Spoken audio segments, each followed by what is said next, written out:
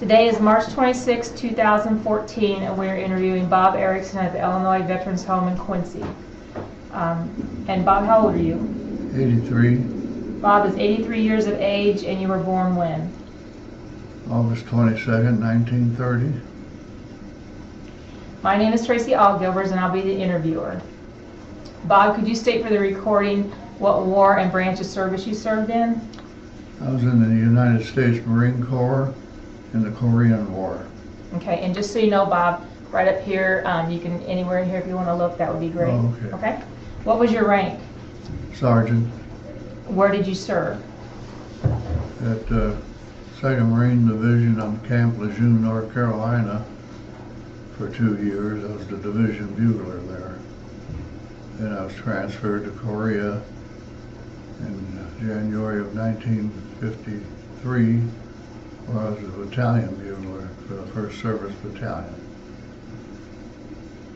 Did you get, did you get immersed in the culture where you were stationed? If so, how? Wounded? Is that what you're asking? Did you get immersed in the culture where you were stationed? I don't know what you mean. Immersed. Did you, wherever you were stationed, did you visit and go into and sample things within that culture while you were over there? Yes. Okay. What, if any, mementos did you bring back with you? Oh, some pictures.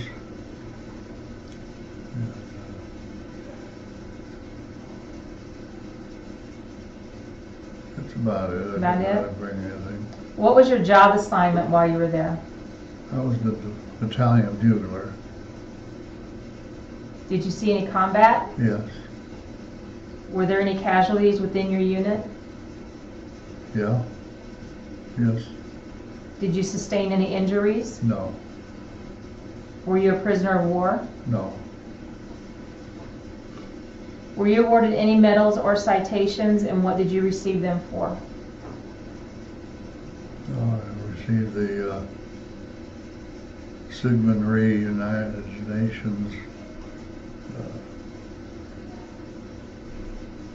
medal for combat, and the Presidential Unit citation for combat.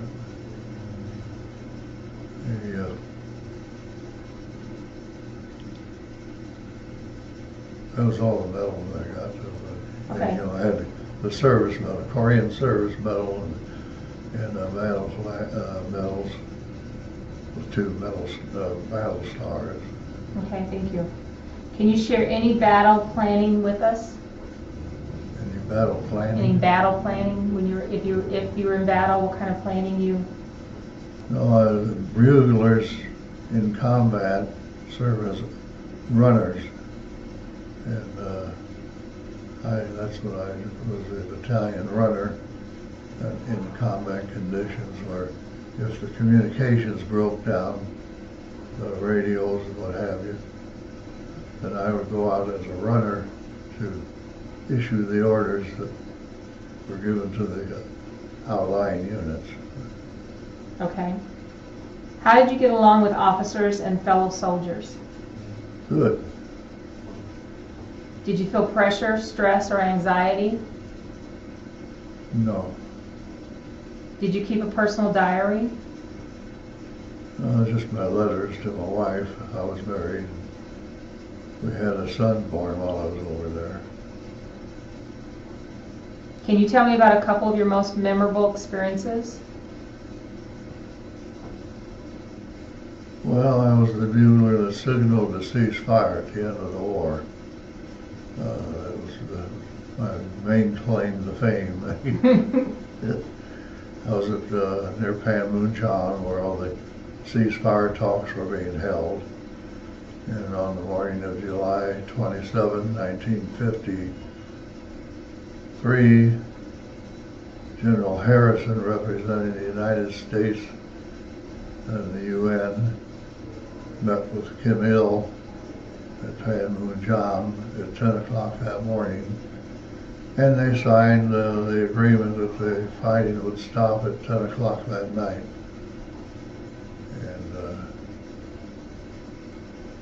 after the signing of the ceasefire agreement, the order went out to all the artillery units from coast to coast, 155 miles, to open fire, and they did for 12 hours, as fast as they could load and shoot. They shot at the North Koreans, the Chinese. And after it got dark that night, the firing and explosions were so intense that you could read a newspaper by the light of the flashes. At 9:45, the firing stopped. You could hear a pin drop. It was unnerving. It was too quiet. Couldn't believe it was happening. Everybody thought, well, somebody's going to take a shot. And finally, at 2200 hours, 10 o'clock, having heard no further firing, I directed my bugle over to the United Nations Command and played taps to signal that the firing had stopped and a ceasefire was in effect. Were you able to stay in touch with your family? Just by mail.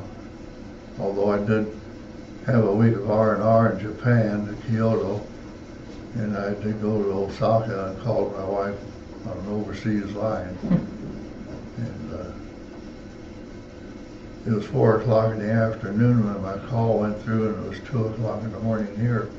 But so it was a real surprise to the wife, you know. Like I said, she was 7 months pregnant when I left. Mm-hmm. And our son was born on the 26th of March, just coming up here. And what's his name? Mike. And the thing a lot of people don't understand is Sigmund Rhee was president of South Korea. He didn't want us to stop the war. He wanted us to go on back up to the Yalu River and throw the Chinese out, and so he could have the entire country for himself, you know. And in order to destroy the peace talks, he told his prisoner of war guards to release all their prisoners. So that week before the ceasefire, he released 20,000 North Korean prisoners in our rear, which was pretty hairy. But we put down the rebellion. The North Korean prisoners had frankly had enough of the war themselves, and when they got released from their POW camps, they just melted into the population, and so they didn't make any trouble in the end. He did try to destroy the peace talks.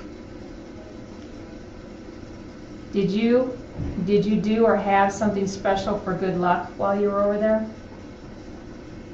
No, just my bugle. Just your bugle? Did you have plenty of supplies? Yes. And what was the food like? It was pretty good, really. I mean, there was combat rations, but we had a kitchen and fixed good food. And at the service battalion, we had all the control over all the food for the whole division. So we saw that we got plenty. The following question is about R&R. How did you entertain yourself? With R&R? Mm-hmm. Well, visiting, we went to Kyoto, Japan. It was the old summer capital or winter capital of Japan. It's a very beautiful city, lots of traditional Japanese parks, and we just did a lot of drinking and saw some Japanese performances on stage, and that was about it. Were there any entertainers that came to see your unit? Yes, they had a USO show called Girls of Pleasure Island. And it was about 10 below the night they showed up, and the girls were in swimming suits. And all the guys up in the front row threw their parkas to them to put on because they looked like they were freezing at 10 below. And they put their parkas on until they got through with their show, and they threw them back. And everybody ran up to the front and grabbed the parkas, wanted to smell them. Did you travel while in service? Just with the division. We went to an island called Villegas, the east end of Puerto Rico, for about 3 months. We were there.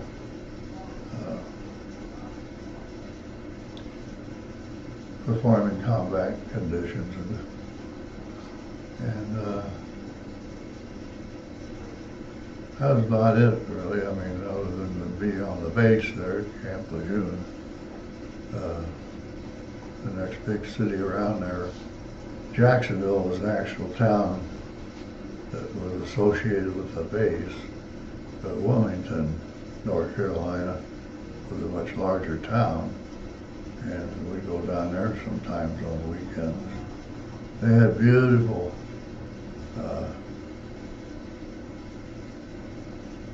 parks and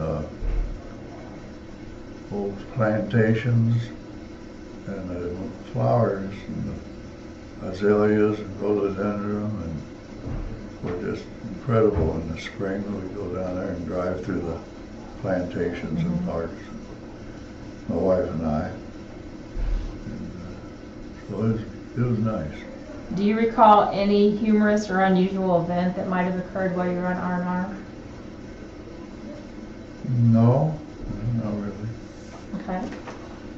What were some of the pranks that you would pull, that you and others would pull? Well, on board the ship when we were going over to Korea, 14 days getting over there by ship, and in the mornings I'd go down to what they call the head, the toilet, was in the front of the ship, and they had these long troughs down both sides of the compartment with stools for going to the bathroom. And I'd gather up a big wad of toilet paper and set it on fire and let it run underneath everybody's butt. That was pretty funny. Okay, so the next section is about discharge and post-war. Do you recall the day your service ended? Yes, I was discharged on Treasure Island in San Francisco Bay, and my wife had flown out to see me, be with me. I was there about 2 weeks, Christmas and New Year's. We spent there in San Francisco. I put her up in the Marine Corps Hotel, which they had a hotel called the Marine Corps Hotel downtown San Francisco, and she stayed there while I was on duty. And never forget, one night I was on shore patrol with an Army MP, and we were walking up Market Street, and my wife had gone to a movie for something to do that night, and as she came out of the theater, she didn't see us, but we were coming up the sidewalk. As she came out of the theater, a couple of guys tried to hit on her and pick her up. So we ran them off, and we took my wife back to the hotel, marched her into the lobby, and the desk clerk wanted to know what she'd do. We said nothing, my wife, we were just bringing her back to the hotel. But that was kind of funny, just a coincidence. Did the war come to an end, or had you fulfilled your military service? It was ended, like I said, July 27th of '53, the ceasefire went into effect, and I played the bugle for it. And so I got out, came back to the States in December, and was in San Francisco for Christmas and New Year's. And my wife had flown out to be with me. And by then I got home in January. My son was 9 months old before I ever got to see him. We had a boy, Mike. So it was wonderful to be home and get to see my son for the first time. Were others discharged with you? Yeah. Whole shipload. We came home on a troop ship called the Howie. And as we entered San Francisco Bay under the Golden Gate Bridge, we grabbed the ship's bell and beat the heck out of it. But then we couldn't land till morning, so we sat out there in the harbor all night long looking at the lights of San Francisco. But it's just wonderful to be back. What did you do in the days and weeks afterwards? Did you resume a job or start a career? Yeah, I started a career actually. My wife's family operated a floral shop in greenhouses, and they offered me a job. And I thought, well, I didn't have any other skills really. I'd just been in the Marines and hadn't worked in a factory or had any other work experiences, although I did work at a greenhouse. Surprisingly, a few years earlier as a teenager, I worked in a greenhouse, so I was a little familiar with things. But anyway, I went to work for my father-in-law and worked there till my retirement. But it was a very successful union. I got involved with floral design. I went to Chicago to a design school of floral design up there. Throughout my career, I competed in a number of floral design contests, which I won. So I guess I was pretty artistic. Were you? When you went back to school, did you use the GI Bill to get any of your education? Yes, I used the GI Bill on the job training as a florist. There's a regular program for such positions. There's a gentleman here in Quincy who was in charge of the program, and he set me up with it, and they paid part of my wage, and it switched. They paid the most on the wage to start with, but as they progressed, the wage went over to my father-in-law. Mm-hmm. But, so did you work at a floral store here in Quincy? yes, yeah. What was the name of that? Holschlag Holschlag Florist? And I was there, started there in '54, and then I got rheumatoid arthritis. Got to a stage where I couldn't do the floral work anymore, so I lucked out. Hap Northern here at the vet's home asked me if I wanted to be the field service officer for the VA, which I took. And I worked here for 8 years until I was eligible for retirement and could keep my benefits. That's what I did. I retired in '95 from that position. Did you make any close friendships while in the service? And if so, do you continue any of those relationships now? Yes, well, I met a Quincy boy, Emmett Kinsel, went to school with him. I know him. And he's deceased now. But we met on a ship coming home from Korea. It's a coincidence that he was on the same ship as I was. He has a daughter, Amy? He's got several daughters. He does. Yeah. Amy and Jackie? Yeah. Mm-hmm. I know them. Do you attend or have you attended any reunions? No, not really. Did you ever join a veterans organization? And if so, what kind of activities does your post or association have? Well, I'm a life member of the Korean War Veterans Association. I'm a life member of the Marine Corps League Association. I'm a longest-serving member, paid-up member of Quincy Post 37. I've got 70 years I've been a member of the post. Wow. And so I belong to the Marine Corps League and the Marine War Veterans and the American Legion, and I had been in the VFW too. Those are the main things. I was commander of what's he post 37 in 62. And so I was active in the American Legion, and I was commandant of the Marine Corps League here in Quincy, and I've been president of the Korean War group, so I was active. So you were busy. Yeah. How has your service and experiences affected your life? Oh, it's just been a good experience, and I'm happy that I could be a bugler. I had been a bugler in the drum corps for 10 years before I joined the service. So it's just a natural thing for me to go on being a bugler. Has anyone ever thanked you for serving our country, and if so, how did it make you feel? Yes, in 1995, the Ronald Reagan Commission, appointed by Ronald Reagan to design, build, and dedicate the National Korean War Memorial, contacted me and asked me if I could be the bugler for the dedication of that memorial in Washington, D.C. And I did. I said yes, really? I could be there.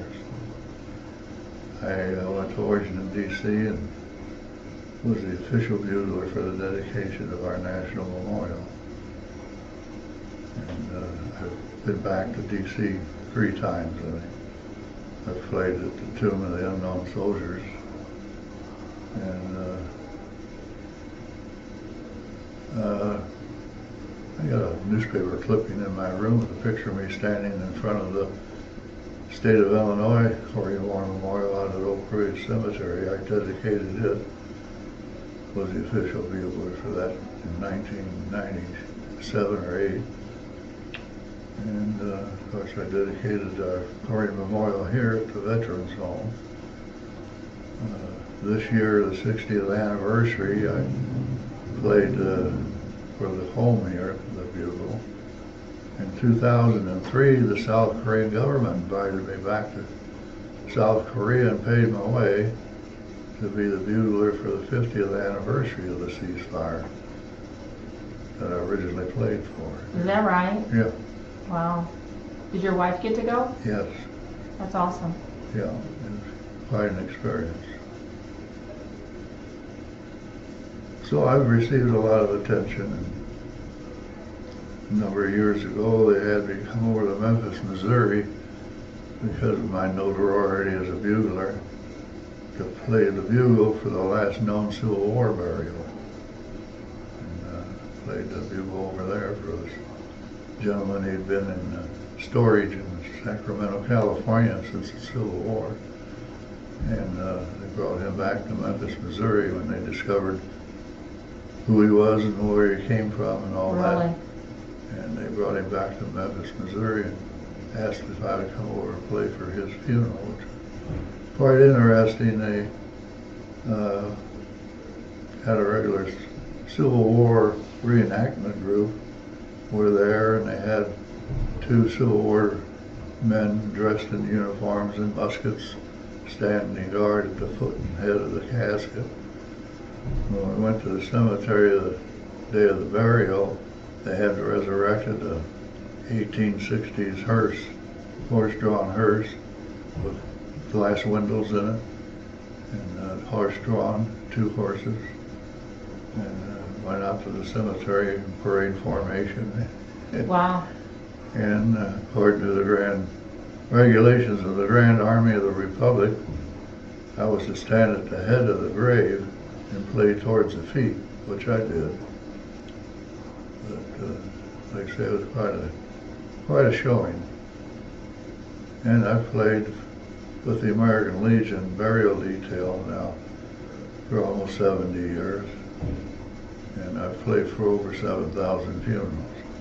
Really? Yeah. Do you do them here in Quincy also? Well, I retired. You retired? When I came in here 4 years ago. I had to give it up, but because I'm wheelchair bound. Sure.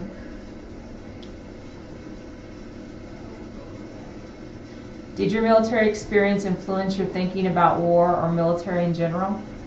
Well, I'm sure it did. I'd say the Marines at the time we joined wouldn't say we're not accepting draftees. They only took volunteers. And there's 5 of us young guys here from Quincy, buddies, schoolmates, that joined over in Hannibal, Missouri, actually. There wasn't a recruiting station in Quincy for the Marines. So we had to go over there and sign up. And we went to St. Louis for our physicals and to be sworn in. And from there we all went to Paris Island, South Carolina, for our boot camp. And, we were about the last ones and only ones, I guess, that went from Quincy to Paris Island. Everybody since then, all these years, has been going to San Diego, California. And we got to go to what's considered the worst boot camp of all. Would you encourage young men and women to enlist today? Yes.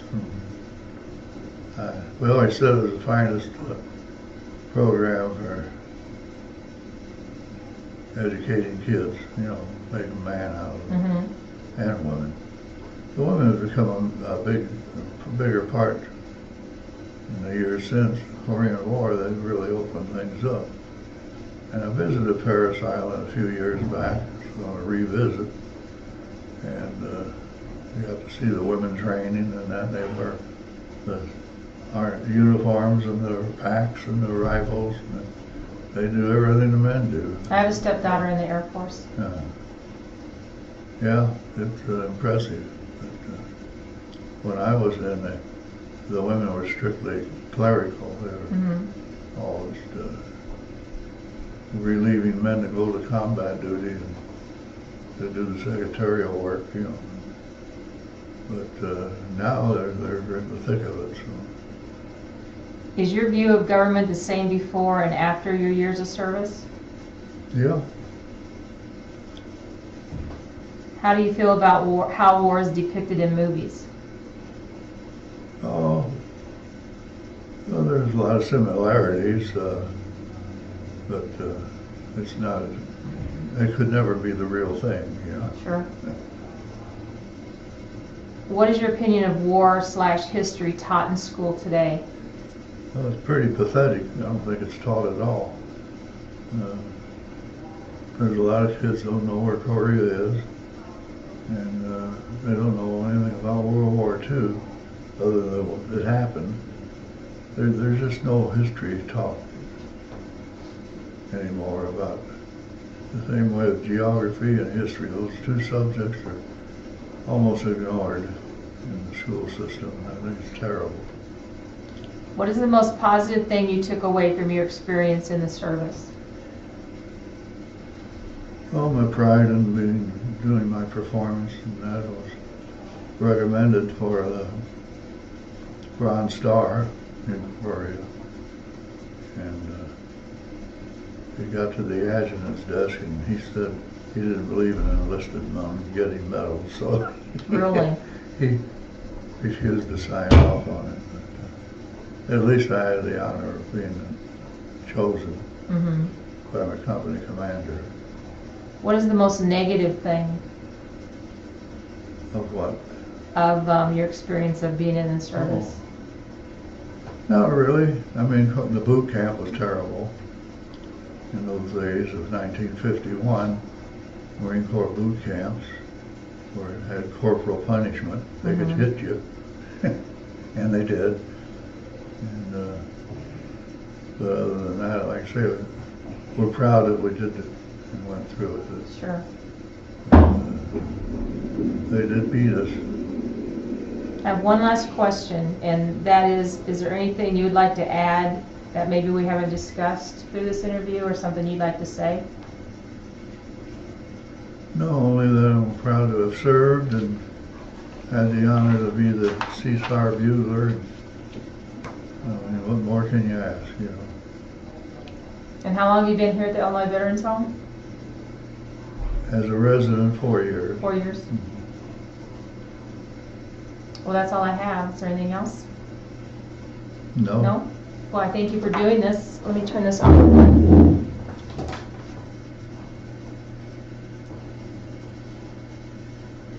There was a party came through here last year, 3 or 4 people from the Department of Defense.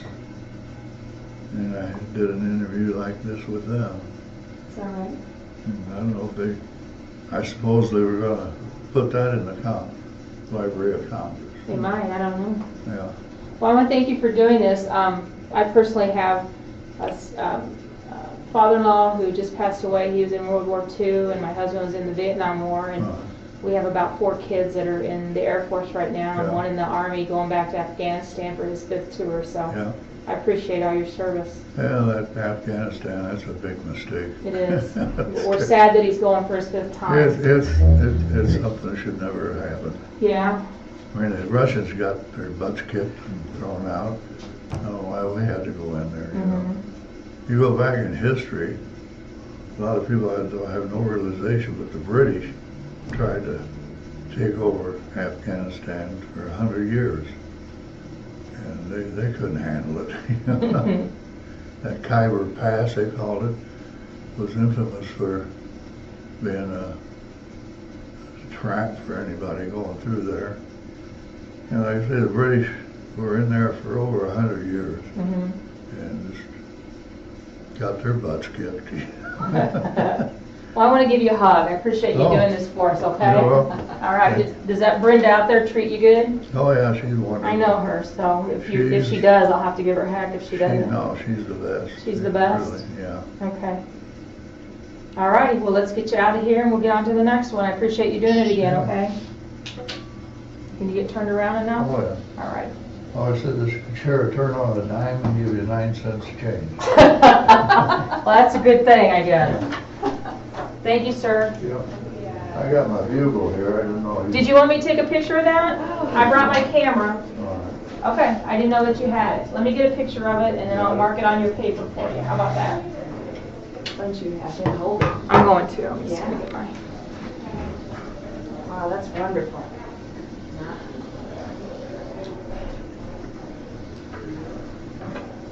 Do you have a son, Mark, also? Yeah. How many children do you have altogether? 4. Make sure I turn that off. 2 girls and 2 boys. Okay. I think